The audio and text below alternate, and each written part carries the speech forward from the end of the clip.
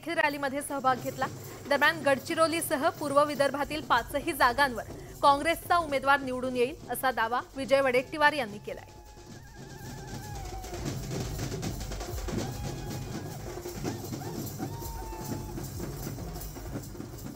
पूर्व विदर्भातल्या 5 लोकसभा मतदारसंघासाठी प्रचार तोफा आज थंडावत आहेत आणि पूर्व विदर्भात आपण जर बघितलं तर ज्या काँग्रेस नेत्यांच्या सभा झाल्या त्यामध्ये सर्वाधिक सभा विरोधी पक्षनेते विजय वडेट्टीवारांचे आहेत, ज्यांनी चंद्रपूर, गडचिरोलीसह गोंदिया, भंडारा 4ही जिल्ह्यात सभा घेतल्या होत्या। आपल्यासोबत विजय वडेट्टीवार आपण त्यांना विचारूया। भाऊ, मला सांगा, तुमच्याकडे सगळ्या पूर्व विदर्भाची जबाबदारी, तुम्ही प्रचारात फिरत होते, मात्र गडचिरोलीवर तुम्ही विशेष लक्ष केंद्रित केलं होतं। काय परिस्थिती जाणवते गडचिरोली लोकसभा मतदारसंघाची? मी पूर्व विदर्भामध्ये 5 सभा घेतल्या आणि विशेष करून 40 सभा गडचिरोली लोकसभा क्षेत्रात घेतलेल्या। यामध्ये जो जनसागर आमच्या पाठीमागे उभा झाला आहे, आज प्रचाराचा शेवटचा दिवस आणि या प्रचाराच्या शेवटच्या दिवशी लोकांनी आशीर्वाद देण्यासाठी प्रचंड अशी गर्दी केलेली आहे।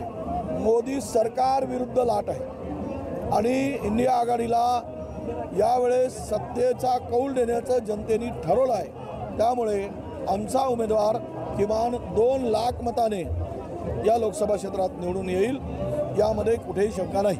तुम्ही गडचिरोलीची तुमच्याकडे जबाबदारी होती, त्यातही वेळ काढून तुम्ही भंडारावर लक्ष केंद्रित केलं होतं। चंद्रपूरलाही जे आरोप प्रत्यारोप झाले होते त्यातून तुम्ही चंद्रपूरला जाऊन आले। पूर्व विदर्भातला मूड कसा दिसत आहे? 1980ला जी लाट आली इंदिराजींची, ती लाट आता आम्हाला विदर्भात दिसते। प्रचंड सरकार विरुद्ध रोष, राग लोक व्यक्त करताना दिसले आणि या 5ही लोकसभा क्षेत्रामध्ये इंडिया आघाडीचा झेंडा फडकेल आणि भाजपा भुईसपाट होईल, हे चित्र आहे। आपण बघितलं प्रचार सभांमध्ये पंतप्रधान नरेंद्र मोदी, गृहमंत्री अमित शहा, देवेंद्र फडणवीस सगळ्यांनीच पूर्व विदर्भातल्या प्रचार सभांमध्ये काँग्रेस पक्षालाच टार्गेट करण्याचा प्रयत्न केला होता। काँग्रेस पक्ष आणि गांधी यांची भीती भाजपमधून कधी जाऊ शकत नाही। जशी मराठांच्या काळामध्ये धनाजी आणि संताजीची भीती होती, तशी भीती काँग्रेस आणि राहुल गांधींची भाजपला सतावते आहे। त्यामुळे त्यांनी काँग्रेसला टार्गेट केलेला आहे। जेवढा काँग्रेसला टार्गेट कराल तेवढा जनाधार काँग्रेसच्या पाठीमागे येईल आणि हे स्पष्ट झालेलं आहे।